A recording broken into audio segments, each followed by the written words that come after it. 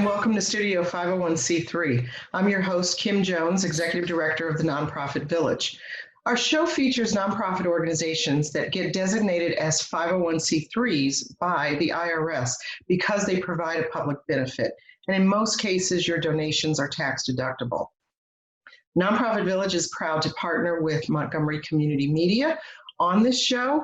Together, we're highlighting the dynamic nonprofit programs and services in Montgomery County. MCM is your public resource that provides access to information relevant to our community. Today's guest is Gabriel Martinez Cabrera, Executive Director of LCMC. The organization helps teach adults to read, write, and speak English, among a number of other things that we're going to learn about. So thank you, Gabe, for joining us today. Thank you. Great. So let's jump in because we've got a lot of programs to talk about. Yeah. So I know literacy really, when you think of literacy, you think of the reading, the writing, the speaking, but it really means a lot more. It has to do with impacting so many different areas of how people work and do things every day. Talk to us about what that impact is. Yeah, I mean, we shy away sometimes from the word literacy because I think it can seem limiting to people. They think, oh, it's the guy who just can't, or the woman who just can't read that basic sign. And obviously, you could get into, as an educator, right, that's my background, I could get into philosophical discussions about how we need to expand the word and how literacy, what does literacy mean in the 21st century and all that. But I think that's a really tricky conversation to have. It's better, I think, to just think about what is the purpose, right?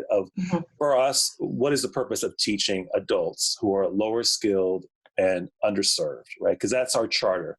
To teach anyone who comes to us, basically, as long as they're 18 and up, as long as they're 18 and up, but they function, right, educationally and training-wise at a level that's lower, high school and lower. If you think about it that way, that is what adult education is, right? So then if you look at it, so then what's driving a lot of these people to learn? It's a lot of them is to get a job, right? So you kind of think about it. So what is the purpose, right? It's not just teaching them for the sake of learning, although that's important. We don't want to lose that. But we also want to get them prepared for the kind of work that what we call family sustaining work, 21st century jobs. I mean, these are all phrases that we get thrown around, but that's kind of what the point is. And that's it's like skills building. You're really building that skill set that's necessary to allow people to sustain themselves and their families.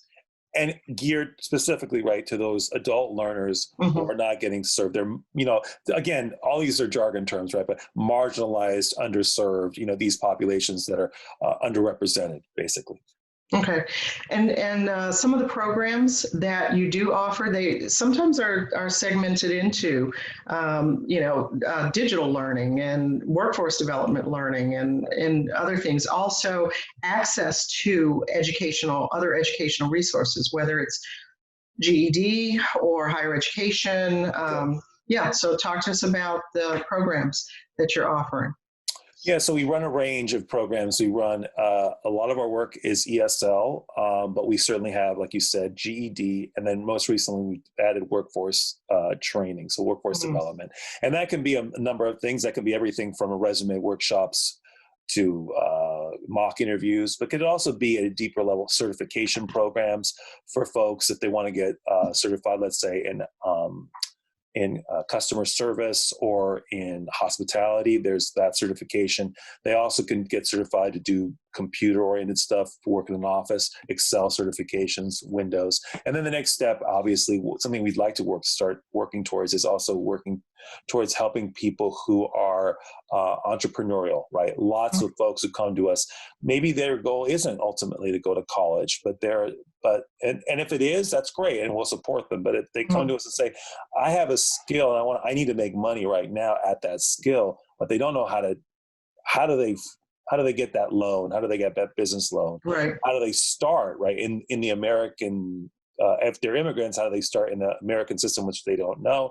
But even if they're native born and Right. for whatever reason they just still never may not had know. access, they still don't know. Yeah, it's about access. Exactly. It's all about access. Exactly. It's all about access. And one of the things that I always will say to people is higher education means a lot of things. It isn't just the traditional pathway that you may take to a four-year college. It could mean a certification. It could mean, some other skill set. And people shifting out of service industries, they could be shifting out of hospitality service and moving into customer service in healthcare organizations, which is a growing field. So, making that transition. Great. Some of the prep programs, like the, getting your high school GED and everything, do you do that in-house? Or are you working with partners in the community to offer those? So our charter is education and training is how we use it, right? So and so we do most of those kinds of anything that's around education and training, we do in-house. What we don't do is if someone needs case management. So if they're, let's say, an immigrant who needs legal assistance or there are disconnected youth who might need to find housing, permanent housing, we will work with partners because that is not our world. Our job is to teach, but what we kind of try to do is, the way we try to describe it is we're community organizers who use education as our method for organizing, right? But it's always through that lens of education and training, right? Okay. And so then if it falls outside of that, we know there's a whole wraparound that needs to happen in order to make that student successful. And then to do that, that's when we link with our partners. Okay, so we're going to want to talk a little bit more about that, but we've got to take a pause for a quick break. You're watching Studio 501c3 on Montgomery Community Media. Stay with us. We'll be right back.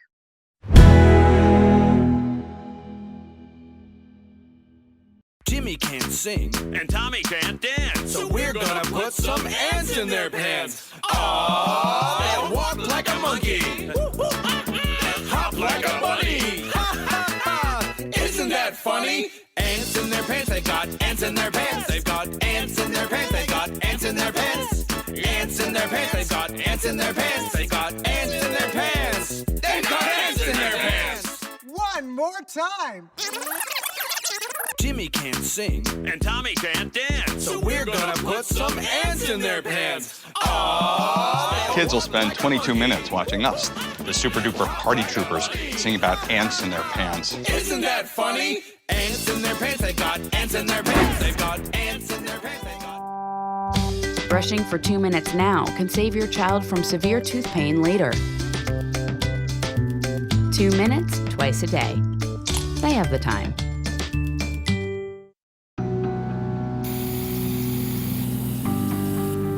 Turning a 20-foot wall into a canvas takes vision. So will getting into college. I've got what it takes. So do you.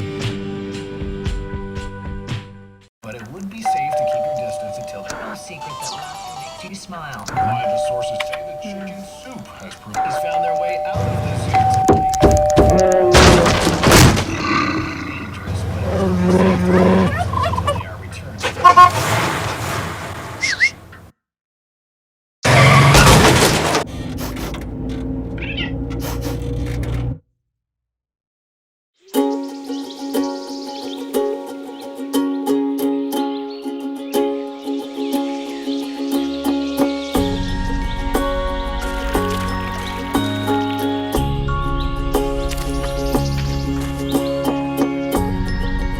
Getting closer to nature can get you closer to your family.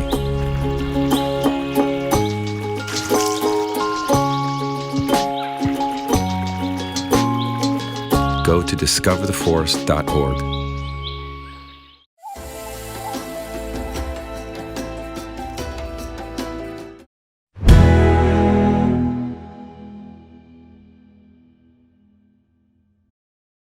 Welcome back to Studio 501c3, your information center for Montgomery County's premier nonprofit organizations.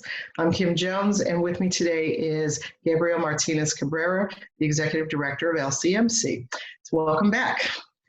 So let's talk a little bit more about what you were saying in the last segment about working with community partners and making sure that you have the programs in place that will help people with the skills that they need.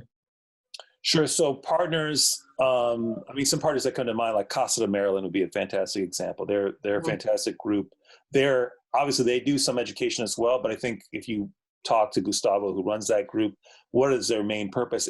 It's advocacy, right? So if we have folks who need some legal assistance, we're going to put them in touch with Casa. Same thing for Mana. Mana is great about getting people the basic food that they need for their families, right?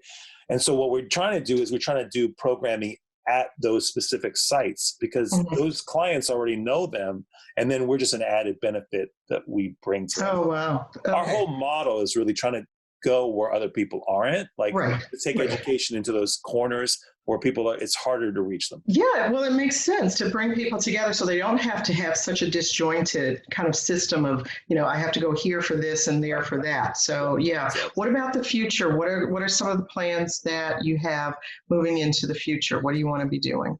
Well, I think a lot of the work, I think we have to think more and more about online for the same reason, right? Like how can a lot of our students, I think over 90% right now, we surveyed them, have some kind of smartphone, some kind of device at their disposal. But they don't necessarily see that device as a learning tool. And so part of what we're trying to do, if we're really be true to the idea, we want to go where others don't to teach, then what's to stop us from going into your living room, right? So it's thinking about how do we take the methods and all the processes and the expertise we have in-person teaching, and how do we now pull it over and do more of it online so that that person who's locked out of that learning opportunity because their schedule is just so off the charts, impossible for them to schedule to come to a class or to even set up a one-on-one tutoring site. But if we could teach them where they, hey, it's at the end of their work site, they're at home, turn on their phone. Exactly. Yeah. And that is exactly, that's exactly the model for adult ed, right? Meet where they are. Yeah, we need to meet you where you are. Yeah. We've always taken that to mean meet them where they are, like socially, psychologically, emotionally, but we also have to say, why don't we find them where they are physically, right? And that's what I think technology is I think that's what we're going to be spending the next 6 months doing. Really. All right, good. When we first met, I think we've only got a minute left, but when we first met, may have been almost 2 years ago now, you were starting the Community Builders celebration. Yeah.